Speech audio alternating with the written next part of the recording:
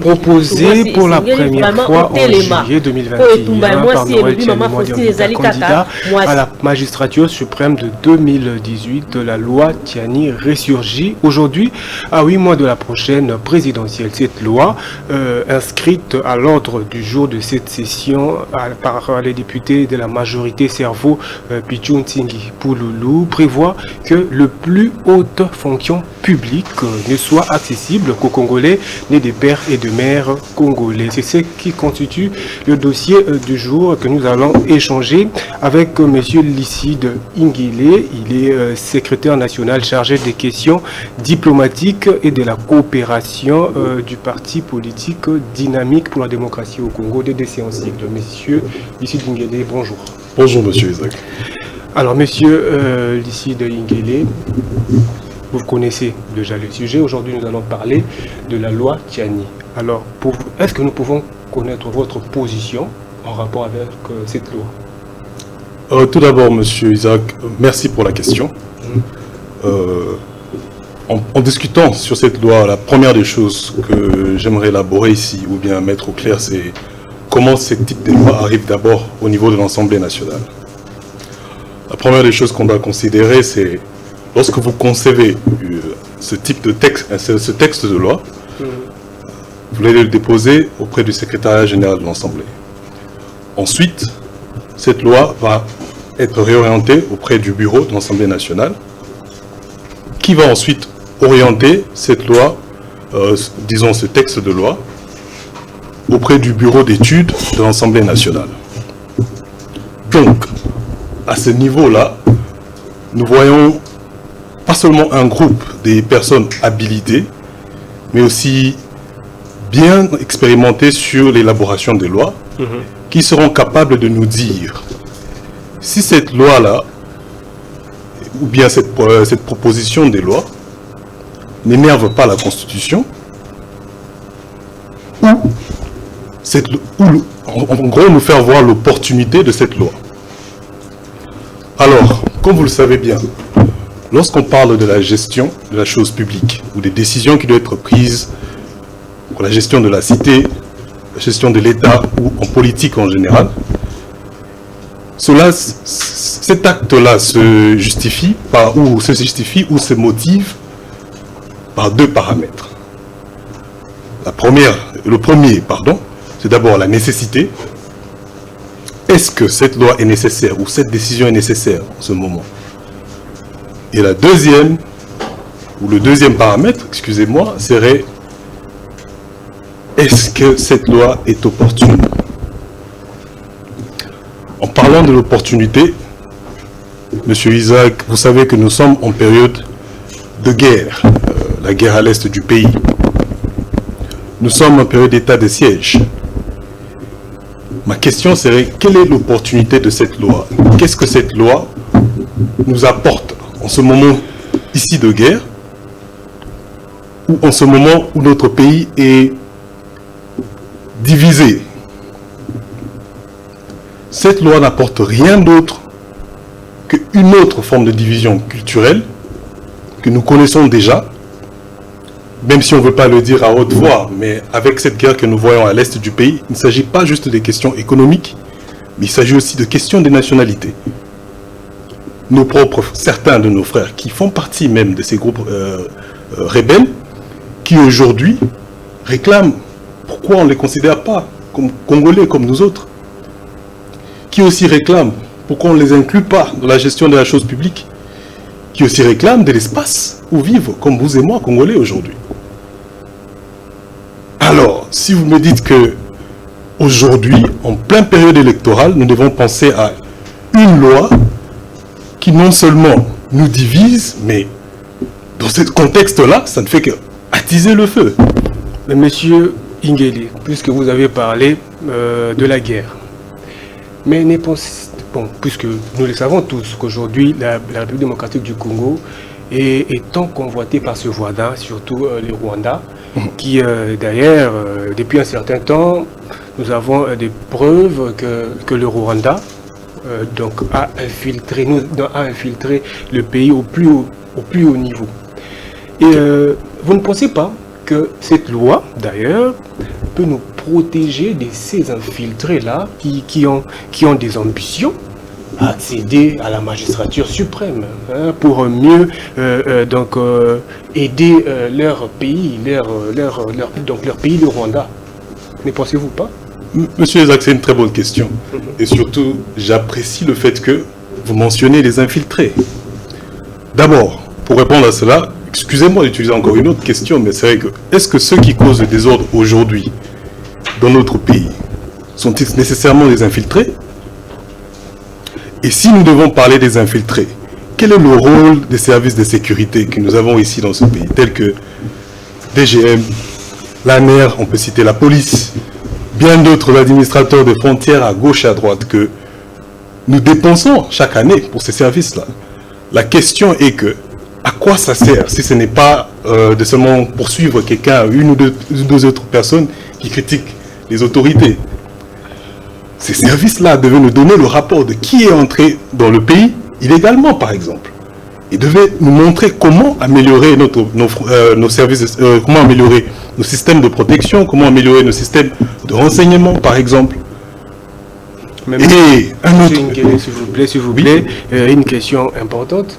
Vous dites que, bon, les services de sécurité, bien sûr, mais quelqu'un qui est rwandais, par exemple, qui a de liens avec le gouvernement rwandais, mais qui est qui est né ici, qui a grandi ici, est-ce que pourquoi donc s'il a il a acquis une certaine notoriété, une certaine popularité, pourquoi les refuser? Donc pourquoi ne pas accepter sa candidature?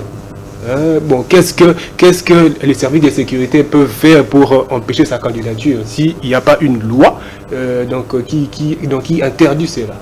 Mais, Monsieur Isaac, je pense que notre loi fondamentale, la Constitution de la République démocratique du Congo, est claire sur le sujet de la nationalité congolaise, de par son article 10.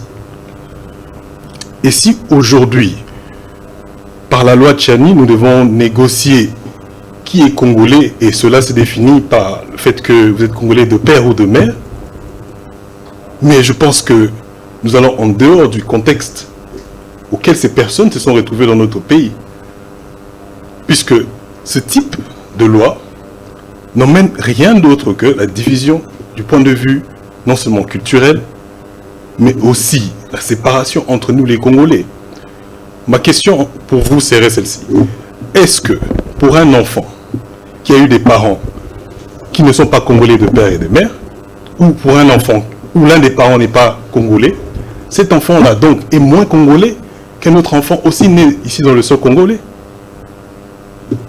Pour moi, je ne vois qu'une source de division, ou disons une source de xénophobie. Alors, pour ajouter un point sur les différents sujets étrangers, est-ce que on était capable de nous prouver que, avec tout ce que nous ressentons aujourd'hui comme maux dans notre société, tous les problèmes que nous rencontrons, je vois ici des détournements de deniers publics, des cas de violence, est-ce que cela est nécessairement causé par les Congolais qui ne sont pas d'origine, ou bien est-ce que cela est nécessairement causé par les Congolais qui ne sont pas de père et de mère? Je vous donne l'exemple à la situation que nous avons à Kwamut aujourd'hui. Ce sont les Congolais, des pères et des mères qui se tuent. On ne parle pas d'étrangers. Donc, voici mon point de vue sur cet aspect-là. Mais puisque vous avez évoqué un paramètre très important d'opportunité, permettez-moi un peu de revenir là-dessus. Et toujours dans le contexte de cette guerre, permettez-moi aussi de parler toujours de nos voisins du Rwanda qui convoitent dans notre pays. Pourquoi ne voulez-vous pas comprendre que M. Tchani veut nous protéger de ce Rwandais-là, qui cherche à tout prix à prendre la partie est, donc la partie, je sais pas, donc le Nord Kivu, hein, pour que ça puisse donc devenir. Et pourquoi? Donc ne pensez-vous pas que donc Monsieur Tiani, hein, en élaborant ces projets de loi, hein, était en train de nous protéger, donc a voulu plutôt donc nous protéger de ces Rwandais-là. Pourquoi ne voulez-vous pas comprendre ça de cette façon? Parce que il y a ici plusieurs critères qui vont en dehors carrément de ce contexte. Je dois revenir sur ce point-là tout de suite. Comme j'ai mentionné dès le départ, si nous avons parlé que notre souci était des infiltrés, je pense que nous avons bien des services que nous avons mis en place. Okay. Et la deuxième des choses, à part le fait de mettre ces services en place, c'est pas aujourd'hui si l'État a failli, qui est responsable de notre sécurité, qui est responsable de la protection civile. Si aujourd'hui cet État a failli, nous devons trouver qui sont les personnes qui ont failli. Et nous devons nous poser des questions, pourquoi ça n'a pas marché? Est-ce que devons-nous revoir la Constitution juste parce que des individus à qui nous avons fait confiance aujourd'hui, dans les postes d'autorité, ont failli à leur mission? Et puis, si on devait parler d'opportunité encore, la Constitution, par son article 219, nous interdit strictement toute révision en période de guerre ou encore, voyons, en période d'état de siège. Et aujourd'hui, c'est la situation à laquelle nous nous retrouvons. Donc si nous devons changer une telle loi, on doit non seulement penser à un potentiel référendum, mais ce n'est pas une mince affaire que nous devons entreprendre, voire même en période électorale. Est-ce que, aujourd'hui, adopter cette loi, qu'est-ce que cela apporte à un Congolais aujourd'hui? Quelle est la différence, disons, au point de vue de notre vie sociale aujourd'hui, que cette loi va changer? Puisque comme j'ai indiqué tout à l'heure, aujourd'hui nous avons les Koulouna, par exemple. Sont-ils des Congolais, des pères et des mères? On devait se poser la question. Et ces gens sont parmi ces personnes qui causent des maux dans notre société. On ne peut pas pointer un seul... je ne peux pas pointer des Rwandais, ou je ne l'exclus pas de tous les maux qui peuvent arriver à la société, mais ça peut être n'importe qui. Aujourd'hui, si nous pensons à des divisions, à ce point de vue culturel, mais vous et moi aujourd'hui, nous avons un débat en français. Est-ce que le français, c'est une langue des ancêtres, nos ancêtres, des pères, des mères et des pères de nos ancêtres? Pas du tout. Et nous sommes en période de mondialisation aujourd'hui. Qu'est-ce que nous mondialisons en appliquant cette loi? Alors que vous avez des pays tels que les États-Unis d'Amérique, avec un président qui s'appelle Obama. Est-ce que c'est nécessaire?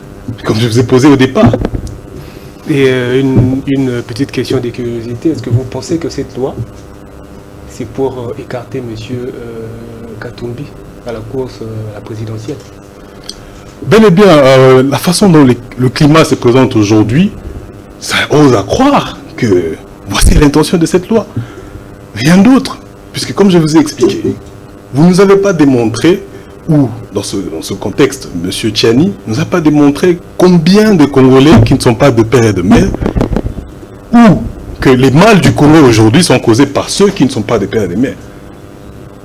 Et si on doit prendre la situation similaire avec la Côte d'Ivoire, mais bien sûr, de telles lois ont été utilisées comme des soubassements pour des actions xénophobes, et voire pour écarter des candidats, comme le cas d'Alassane Ouattara. Mais vous savez que ce n'est pas nouveau, monsieur Ingele, puisque dans d'autres pays au monde, donc chaque pays a sa façon de fixer ses règles sur ses candidats présidents. En Afghanistan, par exemple, l'article 62 de la Constitution de 2004 stipule qu'un candidat à la fonction de président doit être un citoyen musulman d'Afghanistan, né de parents afghans.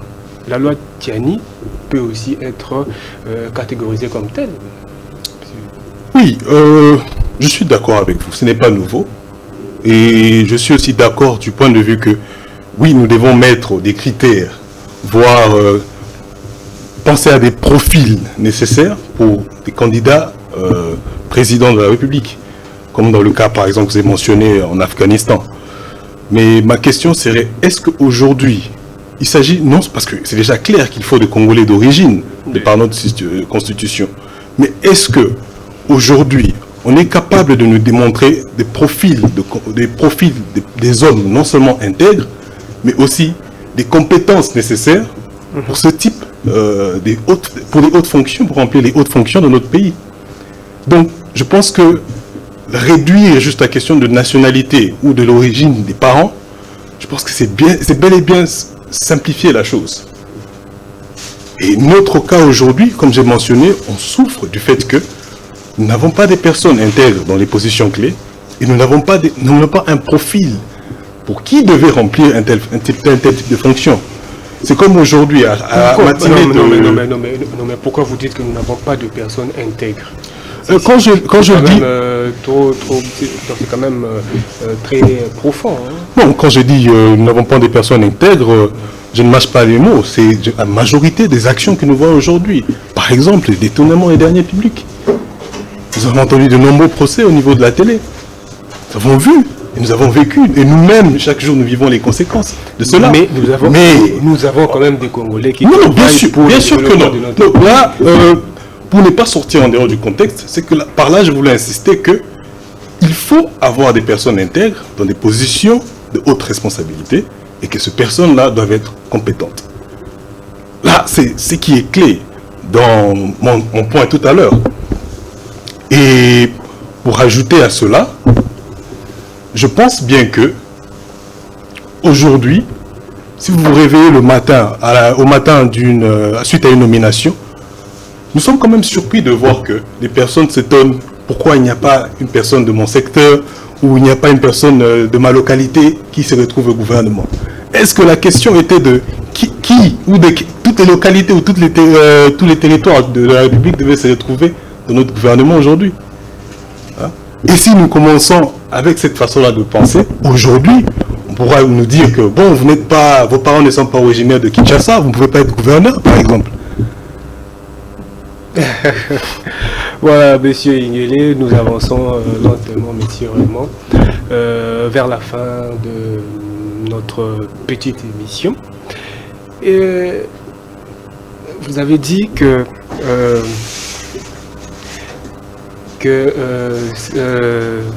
donc lorsqu'il y a les nominations et consorts, mais vous ne pensez pas que non,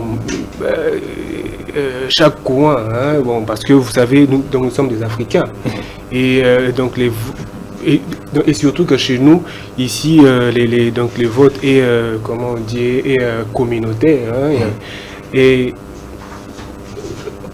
pourquoi vous estimez que ce n'est pas bien que toutes les représentants donc des secteurs ou des chefferies ou je sais pas des villages soient représentés lors des nominations? C'est quand même donc à prendre avec beaucoup de considérations. Oui, monsieur Isaac, je comprends très bien votre question. Et si vous voyez, dès le départ, j'ai mentionné le gouvernement. Vous savez, nous savons tous très bien que la Constitution a prévu cela pour, bien sûr, l'Assemblée nationale. Nous avons des circonscriptions, qui permettent justement cette représentativité de tous les coins de la République. Mais au niveau du gouvernement, par exemple, oui, nous pouvons penser avec cet esprit-là, mais ce n'est pas une nécessité pour avoir un gouvernement qui nous sert, que nécessairement toutes les provinces doivent être là, juste parce que nous cherchons à remplir le nombre de provinces au sein de notre gouvernement. Mais nous devons aussi regarder, c'est quel profil. Est-ce que cette personne est compétente? Est-ce que vous avez des personnes qui peuvent vous représenter à une fonction telle quelconque par rapport à bien sûr aux demandes de notre gouvernement ou aux demandes de notre pays? Alors là, je comprends que vous soutenez ceux qui... Bon, donc pardon, vous êtes contre ceux qui disent que lors des nominations, il y a trop de gens, donc il y a trop des loubas dans les nominations, et donc je pense que vous êtes contre eux, hein, parce que nous ne devons pas prendre les choses dans la globalité. Vous savez, quand vous dites contre, je pense que c'est quand même un mot assez... c'est quand même avec beaucoup de rigueur, quand vous utilisez le mot contre. Mais je pense plutôt que si il y a un nombre abnormal d'un certain coin de la République qui aujourd'hui se retrouve, disons, à 50-60% dans un gouvernement, oui, ça amène à poser des questions. Est-ce que ces personnes compétentes venaient seulement de ce même coin-là? Mais en même temps, si vous pouvez me prouver que ces personnes-là remplissaient le profil qui était nécessaire en ce moment-là pour porter la mission du gouvernement, alors, bel et bien, je ne pense pas qu'il y aura débat là-dessus. Monsieur Lucide Nguélé, je rappelle que vous êtes secrétaire national chargé des questions diplomatiques et de la coopération du parti politique Dynamique pour la démocratie au Congo. Exact. Et nous sommes arrivés à la fin. Qu'est-ce que vous pouvez dire? À la fin, tout d'abord vous remercier de m'avoir reçu ici aujourd'hui. Et aussi bien sûr à toute l'équipe technique. Mais en même temps, profiter pour passer ce message à tous nos compatriotes qui nous suivent aujourd'hui, que nous ne sommes pas en période de distraction, nous ne sommes pas en période où nous devons considérer des divisions parmi nous, nous sommes en période où nous devons chercher la cohésion nationale et surtout chercher l'unité dans nos différentes communautés et chercher à rassembler tous les Congolais de tous les recoins afin aujourd'hui de quitter des situations telles que la guerre que nous avons à l'Est et faire en sorte que notre pays aille de l'avant. Monsieur Lucide Nguélé, je dis merci. Merci à vous. De répondre à notre invitation. Et chers téléspectateurs, à vous aussi merci de votre attention soutenue. Et je vous souhaite de rester branchés et pour suivre la continuité de nos programmes. Au revoir et à la prochaine.